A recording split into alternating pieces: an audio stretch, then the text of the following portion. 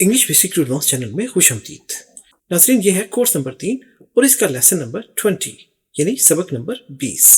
इस कोर्स में हम इंग्लिश में बातचीत वाले जुमले सीख रहे हैं। नाज़रीन, लेसन नंबर 19 में पिछले लेसन में हमने कुछ जुमले पढ़े थे जिसमें हमने शुक्रिया का जवाब कैसे देना है इसके बारे में कुछ जुमले सीखे थे। फिर हमने अपॉलोजी यानी माजरत का इजहार कैसे करना है कुछ जुमले हमने ऐसे भी सीखे थे। इसके अलावा हमने अफसोस का इजहार करने वाले जुमले भी सीखे थे। तो नाज़रीन, आज के लेसन में जो लेसन नंबर 20 है इसमें हम सीखेंगे मैं ठीक हूं। इस चीज का इजहार कैसे करना है, इसके लिए कौन से जुमले होंगे, कैसे आपने बात करनी है, ये सीखेंगे। इसके अलावा अगर आपको मदद मांगनी हो तो आप कैसे मदद मांगेंगे, कौन से जुमले इस्तेमाल करेंगे जिससे दूसरे लोग इंग्लिश में समझ सकें कि आप मदद मांग रहे हैं। इसी तरह शॉपिंग के लिए भी कुछ बहुत अहम जुमले हैं, वो भी हम इस लेसन में सीखेंगे। फिर हम फोन पर बात कैसे करते हैं इस बारे में भी चंद जुमले जरूर सीखेंगे। तो सबक को देखते रहिए आखिर तक, बहुत इंटरेस्टिंग और बहुत अच्छे जुमले सीखने वाले हैं हम इंग्लिश बोलचाल के लिए। तो शुरू करते हैं बाकायदा अपना लेसन और देखते हैं कि मैं ठीक हूं इसका इजहार करने के लिए इंग्लिश के कौन से जुमले इस्तेमाल होते हैं। तो सबसे पहला जुमला है, देखिए, व्हाट्स रॉन्ग। अब ये व्हाट इज है, इज IS है, आई हटाकर S को अपॉस्ट्रोफी को के साथ व्हाट के साथ जोड़ दिया तो ये बन गया व्हाट्स। ये लिखने में भी व्हाट्स बन गया और बोलने में भी व्हाट्स है। रॉन्ग गलत तो है क्या गलत है, क्या गलत है, ठीक है। अब इसके जवाब में आप बोल सकते हैं जस्ट स्ट्रेस्ड। जस्ट बस, स्ट्रेस्ड परेशानी है, बस परेशानी है। स्ट्रेस कहते हैं तनाव को, जहनी तनाव को, परेशानी को। तो आप जवाब दे सकते हैं जस्ट स्ट्रेस्ड, बस परेशानी है, ठीक है। अच्छा, इसके बाद देखिए ये है आई एम डूइंग वेल। अब यहां पर मैं ठीक हूं वाले जुमले इस्तेमाल होंगे। आई एम, देखिए आई और एम उसका ए हटाकर आई साथ अपॉस्ट्रोफी कोमा इसके साथ जोड़ दिया तो लिखने में और बोलने में बन जाएगा आई एम डूइंग वेल। क्या मतलब, मैं ठीक हूं। आई एम डूइंग वेल, मैं ठीक हूं। अब इसका मतलब ये नहीं हो जाएगा, डू का मतलब होता है करना, तो आई एम डूइंग मैं कर रहा हूं, वेल ठीक नहीं, बल्कि बन जाएगा मैं ठीक हूं, आई एम डूइंग वेल। ये बहुत ज्यादा अंग्रेज लोग यूज करते हैं आपस में बातचीत में, मैं ठीक हूं। इसके अलावा एक और तरह से भी आप बोल सकते हैं, आप कह सकते हैं I am pretty good. I am pretty good. Pretty का मतलब तो आपने पढ़ा ही होगा। प्रिटी का मतलब खूबसूरत होता है, जो लड़कियों के लिए, ख्वातीन के लिए यूज करते हैं। लेकिन जब आप कहते हैं आई एम प्रिटी गुड तो इसका मतलब ये नहीं कि मैं बहुत खूबसूरत अच्छा हूं, नहीं, बल्कि ये बन जाएगा आई एम यानी मैं हूं, प्रिटी बहुत गुड अच्छा, तो मैं बहुत बेहतर हूं। इस तरह का इसका मफहूम बनेगा, मतलब बनेगा मैं बहुत बेहतर हूं, आई एम प्रिटी गुड। जब आप बिल्कुल चाको चौबंद हैं, होशियार हैं, ठीक ठाक हैं, तो आप कहते हैं आई एम प्रिटी गुड, ठीक है। आई एम डूइंग वेल भी कह सकते हैं और आई एम प्रिटी गुड भी बोल सकते हैं। अच्छा, इसके बाद देखिए ये है एवरीथिंग इज गुड। आप ऐसे भी कह सकते हैं कि हर चीज ठीक है, सब ठीक है। देखिए एवरीथिंग हर चीज, लेकिन यहां पे बन जाएगा सब, इज है गुड अच्छा, तो सब ठीक है। उसके बाद देखते हैं, इस तरह से भी बोल सकते हैं आई एम इन गुड शेप। अब देखिए आई एम इन मैं हूं, में गुड अच्छा, शेप शक्ल। अब जुमले का मतलब तो ऐसा बनना चाहिए, लेकिन मफहूम क्या होगा, मतलब क्या होगा, मैं ठीक हूं, ठीक है। I am in good shape, मैं ठीक हूं। तो अंग्रेज बोलने में बहुत ज्यादा ऐसे भी बोलते हैं आई एम इन गुड शेप। जब कोई पूछता है हाउ आर यू तो आप जवाब में कह सकते हैं आई am in good shape, I am fine, everything is good, I am pretty good. तो इस किस्म के जुमले आप बोल सकते हैं अपनी खैरियत बताने के लिए कि मैं ठीक हूं बताने के लिए। चलिए इसके बाद एक और चीज देखते हैं, ये है I am holding up well. देखिए आई एम मैं हूं, होल्डिंग तो होता है पकड़ना, और होल्डिंग अप उसके बाद वेल ठीक। तो अब ये मतलब नहीं होगा कि मैं ठीक को पकड़ रहा हूं, बल्कि मतलब ये होगा मैं ठीक जा रहा हूं, मैं ठीक हूं, ठीक है, मैं ठीक जा रहा हूं, आई एम ऑल गुड, मैं बिल्कुल ठीक हूं। तो आई एम होल्डिंग अप। अब होल्डिंग अप का मतलब होता है जैसे आप कोई काम कर रहे हो, असल में तो ये ईडियम है। ये भी हम आगे चलकर लेसन में जरूर पढ़ाएंगे। ईडियम्स क्या होते हैं? दो लफ्जों का मजमुआ होता है और जब दो लफ्जों को मिला देते हैं तो उनका मतलब कुछ और बन जाता है। I am holding up. अब ये जैसे होल्डिंग अप का मतलब तो ये भी हो सकता है कि कोई मामला आपके हाथ में है और आप उसको निभा रहे हैं, तो आप कह सकते हैं I am holding up this matter and it will be over soon, कि मैं इस मामले से निपट रहा हूं और ये बहुत जल्दी खत्म हो जाएगा। तो ये खैर हम बाद में पढ़ेंगे, अभी आपने यही याद रखना है। I am holding up well, मैं ठीक जा रहा हूं, मैं ठीक हूं, मैं बेहतर हूं। ठीक है। अच्छा, इसके बाद है I am in great spirit. I am in great spirit, मैं बहुत अच्छी एनर्जी में हूँ। स्पिरिट का मतलब होता है, वैसे तो स्पिरिट रूह को भी कहते हैं, लेकिन आप जब लाइव होते हैं, जिंदा दिल होते हैं, तो आप कहते हैं आई एम इन ग्रेट स्पिरिट, मैं बहुत अच्छी एनर्जी में हूँ, मैं बिल्कुल ठीक हूँ। ठीक है, तो इस किस्म का इसका मतलब है, मैं बहुत अच्छी एनर्जी में हूँ, यानी मैं बहुत जिंदा दिल हूँ। आई एम इन ग्रेट स्पिरिट के एक तरह से आप ये बता रहे हैं कि मैं ठीक हूँ। ठीक है, I am in great spirits. चलिए इसके बाद देखते हैं ये क्या है। I am surviving. ये ऐसे ही है, जब कोई काम से वापस आए और थका हुआ हो, वो आपको बजाय ये कहने के आई एम फाइन, वो कह सकता है आई एम सर्वाइविंग, यानी मैं जिंदा हूँ, ठीक हूँ। मतलब इसका है मैं ठीक हूँ, मैं जिंदा हूँ, लेकिन मतलब इसका यही होगा कि मैं ठीक हूँ। आई एम सर्वाइविंग। सर्वाइव कहते हैं जिंदा रहने को, और सर्वाइविंग जिंदा रह रहा हूँ। आई एम मैं हूँ, तो मैं जिंदा रह रहा हूँ ऐसा नहीं, बल्कि इसका मतलब ये बन जाएगा मैं जिंदा हूँ, मैं ठीक हूँ। अच्छा, इसके बाद I am hanging in their. देखिए, हैंग तो होता है लटकाना, और हैंगिंग अब ये नहीं मतलब बनेगा कि मैं हूं लटक रहा वहां पर, ऐसा नहीं है। इसका मतलब बस ये बन जाएगा मैं चल रहा हूं, जिंदगी जैसे चल रही होती है, कि मैं निभा रहा हूं, मैं चल रहा हूं। I am hanging in their. तो इस तरह से भी आप बोल सकते हैं जब कोई आपसे पूछे हाउ आर यू। ठीक है, चलिए ये तो थे जुमले जिसमें हमने सीखा कि आई एम फाइन कैसे कहना है, मैं ठीक हूं कैसे बोल सकते हैं, किन मुख्तलिफ जुमलों से बोल सकते हैं। अब हम देखने जाते हैं कि अगर आपको मदद चाहिए हो तो आप मदद कैसे मांगेंगे, उसके लिए कौन से जुमले आप इस्तेमाल करेंगे। तो देखते हैं पहला जुमला क्या है। देखिए, कैन यू हेल्प मी। आप ये मांग रहे हैं मदद और कह रहे हैं कैन यू। कैन का मतलब सकता, यू आप, हेल्प मदद, मी मेरी। क्या आप मेरी मदद कर सकते हैं, क्या आप मेरी मदद कर सकते हैं। ठीक है, इसके अलावा आप ऐसे भी बोल सकते हैं आई नीड हेल्प प्लीज। नाज़रीन, आपको बताते चलें, अंग्रेज लोग बहुत खुश होते हैं जब इन्हें थैंक यू या प्लीज कहा जाए किसी भी जुमले में। अब देखिए, आई नीड हेल्प प्लीज मतलब क्या हुआ, बर करम मुझे मदद की जरूरत है। आई मैं या मुझे, नीड जरूरत, हेल्प मदद, प्लीज बराए मेहरबानी। बराए करम या बराए मेहरबानी मुझे मदद की जरूरत है।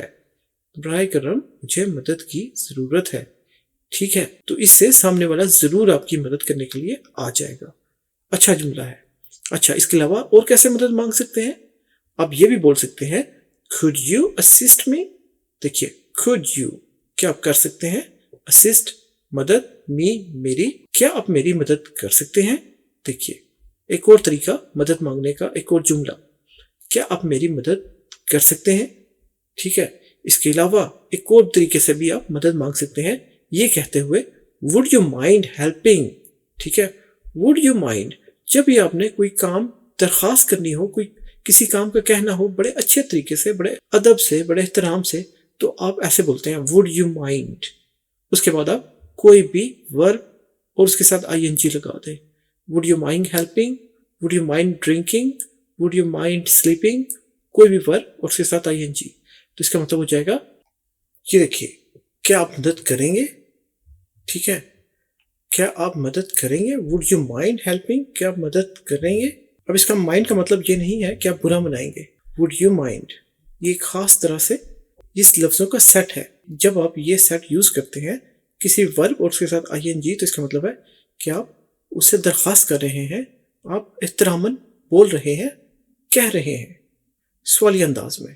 ठीक है, चलिए इसके बाद देखते हैं ये और जुमला, can you give me a hand, can you give me hand. अब इसका मतलब ये नहीं है कि क्या तुम मुझे हाथ दे सकते हो, यानी फिजिकली हाथ देना, इसका मतलब ये है, बल्कि हाथ मदद के लिए।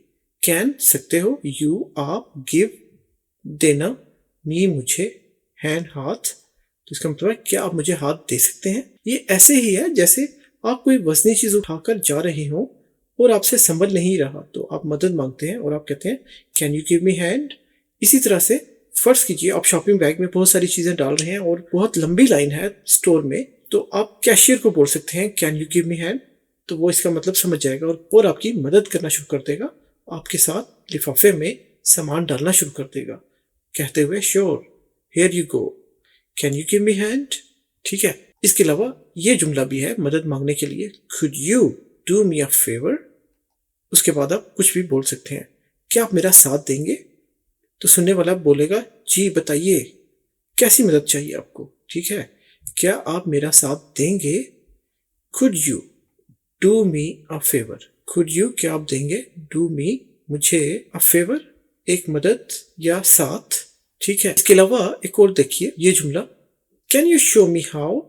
अब फर्ज कीजिए कि आपको कुछ करना है लेकिन आपको तरीका नहीं आ रहा, तो आप ऐसे भी मदद मांग सकते हैं, कैन क्या सकते हो, यू आप, शो दिखाना, मी मुझे, हाउ कैसे, तो मतलब बन जाएगा क्या आप मुझे दिखाएंगे कैसे। देखिए क्या आप मुझे दिखाएंगे कैसे, ये भी एक जुमला है मदद मांगने का कि आपको कुछ करना है और आपको नहीं पता कैसे करना है, तो फिर आप मदद मांगते हैं कि ये कैसे। जैसे किसी मशीन का आपने दरवाजा खोलना और आपसे नहीं खुल रहा तो आप मदद मांगते हैं can you show me how, क्या आप बता सकते हैं कैसे खुलेगा। या आपने घास काटनी है और यहाँ पर घास काटने के लिए जो मशीन यूज की जाती है उसे मोर कहते हैं, लॉन मोइंग, लॉन की घास काटने को लॉन मोइंग कहते हैं। तो बहुत सारे नए आने वाले जब मशीन ले लेते हैं उन्हें मशीन से घास काटनी नहीं आती, मशीन को चलाना नहीं आता, तो आप हमसाये से बोल सकते हैं can you show me how. उसके बाद आप लगा सकते हैं टू कट द ग्रास, जो भी आपने काम लेना है, जो जिस काम के लिए भी आपको मदद की जरूरत है आप वो लगा सकते हैं, to cut the grass, to wash this, to drive car, to के साथ कोई भी आप वर्क लगा दें, क्या आप मुझे दिखाएंगे कैसे। उम्मीद है आपको ये समझ में आ गया होगा। अब देखिए एक और चीज, I am bit lost, can you guide me. ये बहुत ज्यादा यूज होता है जब आप कहीं पर जा रहे हो और आप खो दें रास्ता, तो फिर उसके बाद आप किसी से ये सवाल पूछ सकते हैं, I am bit, I am मैं हूं, अ बिट थोड़ा सा, लॉस्ट खोया हुआ या खो गया, कैन सकते हैं, यू आर गाइड, गाइड मतलब रहनुमाई, मी मेरी, मैं थोड़ा खो गया हूं, क्या आप मेरी रहनुमाई करेंगे। ठीक है, मैं थोड़ा खो गया हूं, क्या आप मेरी रहनुमाई करेंगे, आई एम बिट लॉस्ट, मैं थोड़ा खो गया हूं। इसी तरह से अगर कोई टीचर है और आपको लेक्चर दे रहा है और आप अचानक से कहते हैं कि मुझे समझ में नहीं आ रहा, तो आप उसे कह सकते हैं टीचर को, excuse me I am bit lost, मैं थोड़ा सा खो गया हूं, कैन यू गाइड मी, क्या आप मेरी रहनुमाई करेंगे। तो यकीनन फिर वो पूछेगा जी आपको क्या समझ नहीं आया, वो फिर दोहराएगा। इसी तरह जैसे आपको बताया रास्ता तलाश करते हुए भी आप ये वाला सेंटेंस, ये वाला जुमला बोल सकते हैं। और भी जिंदगी में कई मौकों पर इस जुमले का इस्तेमाल किया जा सकता है। चलिए इसके बाद देखते हैं क्या है। देखिए I am confused, can you help clarify, I am confused, can you help clarify, मैं उलझन में हूं, क्या आप वाज़ा करने में मदद कर सकते हैं। देखिए मैं उलझन में हूं, क्या आप वाज़ा करने में मदद कर सकते हैं। आई एम कंफ्यूज्ड, कंफ्यूज का तो आपको पता ही है कि उलझन को कंफ्यूजन कहते हैं, और कंफ्यूज्ड उलझा हुआ हूं मैं, आई एम कंफ्यूज्ड मैं उलझन में हूं। कैन यू क्या आप हेल्प मदद कर सकते हैं, क्लैरिफाई यानी वजाहत करने में। ठीक है, ये भी इसी तरह ही है, कोई अगर आपको कोई बात बता रहा है या कोई रास्ते का बता रहा है या कुछ भी किसी भी मैटर पर किसी भी मामले में डिस्कशन हो रही है, तो आप उसे रोक सकते हैं और कह सकते हैं excuse me I am confused, मैं थोड़ा उलझन का शिकार हो गया, क्या आप इसको वाज़ेह कर सकते हैं, क्या मजीद इसमें एक्सप्लेन कर सकते हैं इस चीज को, तो वो करना शुरू कर देगा। ठीक है, बहुत अच्छा जुमला है, बहुत सी जगहों पर ये यूज किया जाता है और यूज होता है। अच्छा इसके बाद देखिए I could really use your assistance, क्या मतलब मुझे वाकई आपकी मदद चाहिए। देखिए जब ये कहते हैं I could use, I could use, Khud use का मतलब है कि किसी को मदद दरकार हो या किसी ने कुछ कहना हो, तो ये एक तरह से एहतरामन आप दरख्वास्त करते हैं। I could use, I could really मैं वाकई यूज योर असिस्टेंस आपकी मदद हासिल कर सकता हूँ या मुझे आपकी मदद की ज़रूरत है। मुझे वाकई आपकी मदद चाहिए। ठीक है, मुझे वाकई आपकी मदद चाहिए। तो इस तरह से ये एक बहुत सोफिस्टिकेटेड, बहुत एहतरामन और अच्छा एक तरीका है मदद मांगने का या कुछ भी मांगने का। I could really use your assistance. मुझे वाकई आपकी मदद चाहिए। तो नाज़रीन, हमने सीखे ऐसे जुमले जिसमें हम मदद चाहते हैं और हमने कैसे इंग्लिश में मदद के लिए जुमले बोलने हैं। अब देखते हैं शॉपिंग के लिए कौन से अच्छे जुमले हैं। मुख्तसरन से उनको भी देख लेते हैं इस लेसन में। ये देखिए, हाउ मच इज दिस। जब भी आप किसी स्टोर पर जाते हैं, किसी शॉप पर जाते हैं, तो आप पूछते हैं हाउ मच इज दिस। वैसे तो रेट डिस्प्ले किए हुए होते हैं, रेट लगे हुए होते हैं, लेकिन अगर रेट नहीं लगा तो फिर आप किसी से वहां पर हेल्पर से या कैशियर से पूछ सकते हैं हाउ मच इज दिस। क्या मतलब, ये कितने का है। अब मच का मतलब तो ज्यादा है, लेकिन इसका मतलब ये नहीं होगा ये कितना ज्यादा है, बल्कि हाउ कैसा, मच यानी हाउ मच कितने का, इज दिस ये है, ये कितने का है। ठीक है, इसके अलावा आप कैशियर के काउंटर पर गए और आपको वहां कैशियर नजर नहीं आया, तो बोलेंगे वेयर इज द कैशियर। ठीक है, वेयर इज द कैशियर। अब वो करीब ही होगा तो वो सुन लेगा और कहेगा I am here, I am coming. तो कैशियर कहाँ है, where is the cashier, cashier कहाँ है। अच्छा, इसके बाद नसरीन, इन मुल्कों में क्रेडिट कार्ड ज्यादा यूज होते हैं, कैश भी यूज होता है, लेकिन ज्यादातर लोग क्रेडिट कार्ड यूज करते हैं। मुख्तलिफ बैंकों के क्रेडिट कार्ड हर एक के पास जरूर होते हैं। तो अब जब आप शॉप पे जाते हैं तो आप पूछते हैं do you accept credit cards.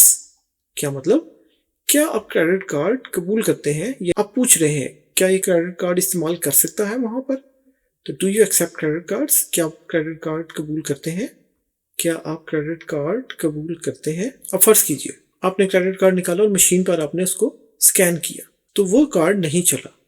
फिर आप एक और कार्ड निकालते हैं और साथ कह सकते हैं can I try this on, क्या मैं ये भी ट्राई कर सकता हूँ, क्या मैं इस पर कोशिश कर सकता हूँ, क्या मैं इस पर कोशिश कर सकता हूँ।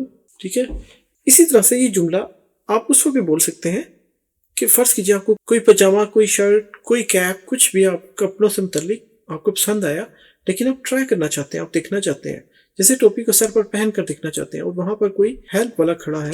इस तरह से आप इस जुमले को बहुत जगहों पर बोल सकते हैं। चलिए इसके बाद देखते हैं क्या है। What time do you close?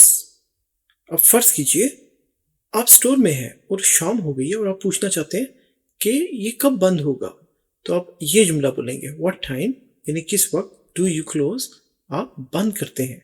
तो आप किस वक्त दुकान बंद करते हैं या स्टोर बंद करते हैं, आप किस वक्त स्टोर बंद करते हैं या दुकान बंद करते हैं। ठीक है, इसके बाद देखिए do you have this in smaller size. अब फिर ये जैसे कपड़ों की बात हो रही है कि आपने कोई कमीज देखी और वो आपने देखा कि वो बड़ी है, वहां पर जो हेल्पर है आप उसे कहेंगे डू यू हैव, क्या आप रखते हैं, दिस ये, इन में स्मॉलर छोटे साइज, छोटे साइज में, क्या आपके पास ये है छोटे साइज में, क्या आपके पास ये है छोटे साइज में। तो ये इसका मतलब बनेगा। इस तरह से आप पूछ सकते हैं। इसी तरह आप स्मॉलर की बजाय बिगर भी लगा सकते हैं। Do you have this in bigger size, क्या ये आपके पास है बड़े साइज में।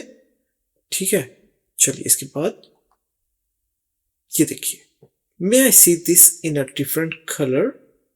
क्या मतलब, क्या मैं इसे दूसरे या मुख्तलिफ रंग में देख सकता हूं।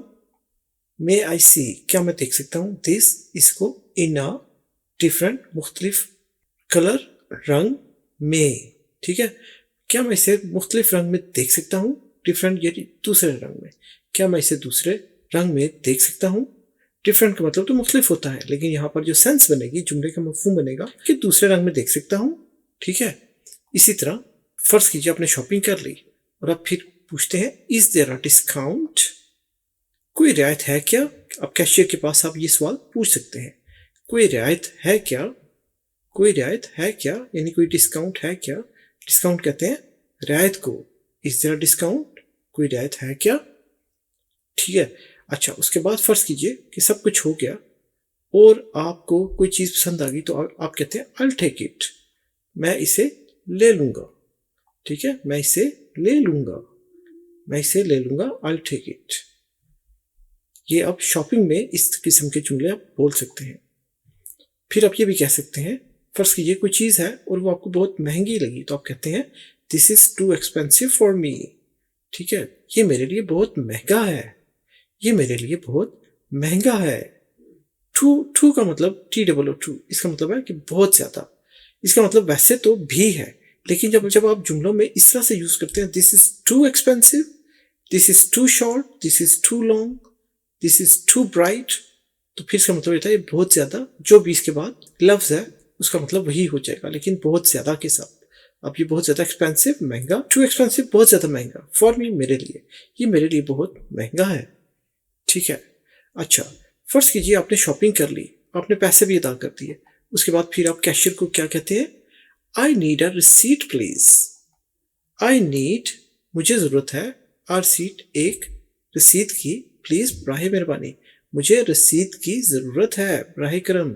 ठीक है, अच्छा नाज़रीन आपको बताते चले, बहुत से लोग जो मगरबी ममालिक में आते हैं, यहाँ अंग्रेज़ों के मुल्क में आते हैं और वो रिसीट को पी के साथ प्रोनाउंस करते हैं, वो रिसेप्ट बोलते हैं।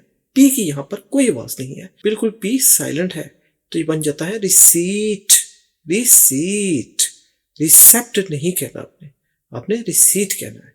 जबकि हम तो रसीद कहते हैं उर्दू में या हिंदी में, हम इसको कहते हैं 20 की रसीद तो दे दो, रसीद, लेकिन इंग्लिश में रिसीट, पी के बगैर। ठीक है, आई नीड मुझे जरूरत है, और रिसीट एक रसीद की, प्लीज बराहे करम या बराहे मेहरबानी, तो मुझे रसीद की जरूरत है, बराहे करम। ठीक है, इसके बाद फर्ज कीजिए कैशियर के पास आप गए और आपने किसी चीज का पूछा कि ये कहाँ पे है, तो स्टोर बहुत बड़ा है, तो आप पूछेंगे where can I find. Where कहाँ, कैन सकता हूँ, आई मैं, फाइंड ढूंढ। ये देखिए, मैं कहाँ ढूंढ सकता हूँ, मैं कहाँ ढूंढ सकता हूँ। ठीक है, वेयर कैन आई फाइंड, आगे आप दिस भी लगा सकते हैं, इसे।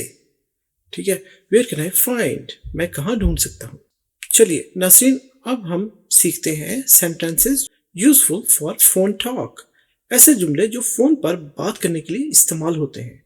ऐसे जुमले अब हम सीखने जा रहे हैं अपने लेसन के इस हिस्से में। तो पहला जुमला देखते हैं, ये देखिए, जब आपके पास कॉल आती है, आप फोन उठाते हैं, तो आप पूछ सकते हैं who is calling please. Who is कौन है, कॉलिंग कॉल कर रहा, प्लीज बराहे करम या बराहे मेहरबानी। कौन कॉल कर रहा है, बराहे करम। देखिए, कौन कॉल कर रहा है, बराहे करम। देखिए, जैसा आपको बताया कि प्लीज और थैंक यू का इस्तेमाल बहुत अच्छा समझा जाता है अंग्रेजों के साथ बातचीत में, तो इसका इस्तेमाल जरूर कीजिए। अच्छा, फिर आप बात करते हुए जब आपको समझ नहीं आती तो आप कहते हैं could you repeat that please।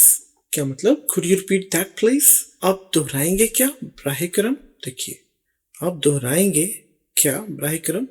तो आप इस तरह से जब आप कहेंगे तो अगला बंदा फिर से रिपीट करेगा जो उसने कहा। नाज़रीन, अंग्रेजों के मुल्क में आकर देखा है कि बहुत से अंग्रेज तो बहुत अच्छा बोलते हैं जिसकी आपको समझ आ जाती है, लेकिन कुछ अंग्रेज लोग तेज बोलते हैं या उनका एक्सेंट ऐसा होता है जो आपको समझ में नहीं आता। तो जब आप उनसे कहते हैं could you repeat that, तो वो समझ जाते हैं कि उन्हें आहिस्ता बोलना चाहिए या वो दोहराएंगे उस लफ्ज को या उस बात को, तो आपको फिर समझ में आ जाएगा। ठीक है, अच्छा, इसके बाद ये देखिए, I am sorry wrong number. अब आपके पास कोई फोन आ गया और वो रॉन्ग नंबर था, वो नंबर वो ठीक नहीं था, तो आप ये बोल सकते हैं आई एम सॉरी, मुझे अफसोस है, रॉन्ग नंबर गलत नंबर है। ठीक है, गलत नंबर है, मुझे अफसोस है, गलत नंबर है, मुझे अफसोस है, गलत नंबर है। ठीक है, और फिर ये देखिए, can I leave a message. आपने फर्ज कीजिए कहीं कॉल किया और वो बंदा नहीं था जिससे आपने बात करनी थी, तो आप फिर कह सकते हैं क्या मैं पैगाम छोड़ सकता हूँ या छोड़ सकती हूँ। कैन आई, कैन सकता हूँ या सकती हूँ, आई मैं, लीव छोड़ना, अ मैसेज एक पैगाम। ठीक है, क्या मैं पैगाम छोड़ सकता हूँ या छोड़ सकती हूँ। तो आप इस तरह से फोन पर बात कर सकते हैं, किसी के लिए अपना पैगाम छोड़ सकते हैं कि मुझे आपसे बात करनी है, प्लीज कॉल मी बैक, मुझे वापस फोन कीजिए। ठीक है, चलिए इसके बाद एक और जुमला फोन पर इस्तेमाल होने वाला, I'll call back later। देखिए, I'll ये वही है, I will का W और I दोनों हटाकर, देखिए WILL ये will होता है, लेकिन उसमें WI दोनों हटा दिए और अपॉस्ट्रोफी कोमे के साथ I साथ जोड़ दिया, ये बन जाएगा I'll call, मैं कॉल करूंगा, बैक वापिस, लेटर बाद में, मैं वापिस कॉल करूंगा या करूंगी बाद में, मैं वापिस कॉल करूंगा या करूंगी बाद में। उम्मीद है आपको ये समझ में आ गया होगा। और फिर आप एक जुमला और बोलते हैं फोन पर, when will be available। देखिए, जिससे आपने बात करनी है वो फोन पर नहीं है, तो आप फिर पूछते हैं when will, कब होगा, will be होगा, available दस्तयाब। कोई बंदा है या आपने किसी स्टोर पे फोन किया तो कोई चीज आप मांग रहे हैं, पूछ रहे हैं उस चीज के बारे में, तो कहता है वो नहीं है, तो फिर आप कहते हैं कब दस्तयाब होगा, कब अवेलेबल होगा, कब मुहैया होगा, ठीक है, कब दस्तयाब होगा, when will be available। अब ये इंसान भी हो सकता है या कोई चीज भी हो सकती है, तो फोन पर बात करते हुए इस किस्म के जुमले आप बोल सकते हैं और चीजों के बारे में पूछ सकते हैं। चलिए इसके बाद एक और जुमला, could you speak bit louder please। अब ये भी बहुत ज्यादा होता है हमारे ममालिक से, यहाँ पर अंग्रेजों के ममालिक में आने वाले लोग अक्सर नहीं समझ पाते बाज अंग्रेजों के एक्सेंट को, उनके अंदाज को, तो फिर हमें कहना पड़ता है could you speak a bit louder, कि बहुत ज्यादा कोई दबा के बोल रहा हो तो आप कहते हैं क्या आप थोड़ा ऊंचा बोलेंगे बराए मेहरबानी। could you, क्या आप सकते हैं, speak बोल, a bit थोड़ा सा, louder ऊंचा, प्लीज बराए मेहरबानी, क्या आप थोड़ा ऊंचा बोलेंगे बराए मेहरबानी, ठीक है। इस तरह से फिर वो ऊंचा भी बोलेगा। और आहिस्ता भी अगर आपने कहना हो तो आप कहते हैं could you speak a bit slower यानी थोड़ा सा धीरे से प्लीज। तो ऊंचा और धीरे से बोलने से आपको उनकी बात समझ में आना शुरू हो जाती है। और घबराइएगा नहीं अगर आप नए हैं अंग्रेजों के मालिक में, या अगर आप आना चाहते हैं तो आप थोड़ा सा टाइम गुजारने के बाद इनके बोलचाल को पहचानने लगते हैं, सुनने लगते हैं और आपकी समझ में इनका एक्सेंट, इनकी बोलचाल आना शुरू हो जाती है। तो घबराने की जरूरत नहीं है। और आपस में अगर आप इंग्लिश बोलते रहेंगे और आप इन जुमलों के साथ अपने आप को बहुत ज्यादा फैमिलियर कर लेंगे, बहुत ज्यादा आपकी जान पहचान हो जाएगी, तो आपको काफी हेल्प होगी। इसलिए हमारे लेसन्स को जरूर बार बार देखिए। और यहाँ पर बताते चले, सब्सक्राइब करना मत भूलिएगा, उससे आपको नोटिफिकेशन भी मिलते रहेंगे और आपको यूट्यूब पर हमारा चैनल ढूंढना नहीं पड़ेगा। चलिए एक और तरीके से आप बात कर सकते हैं फोन पर, could you call me back, ठीक है। फर्ज कीजिए आप किसी ने आपको कॉल किया और आप बिजी हैं, आप बात नहीं कर सकते, तो आप बोलेंगे could you, क्या आप कर सकते हैं, कॉल करना, me मुझे, बैक वापिस, क्या आप मुझे वापिस कॉल कर सकते हैं या करेंगे, दोनों एक ही सेंस में, क्या आप मुझे वापिस कॉल करेंगे या कर सकते हैं, ठीक है। तो इससे वो बंदा जो आपको कॉल कर रहा है वो कहेगा sure I will call you later, मैं आपको बाद में कॉल करूंगा, ठीक है।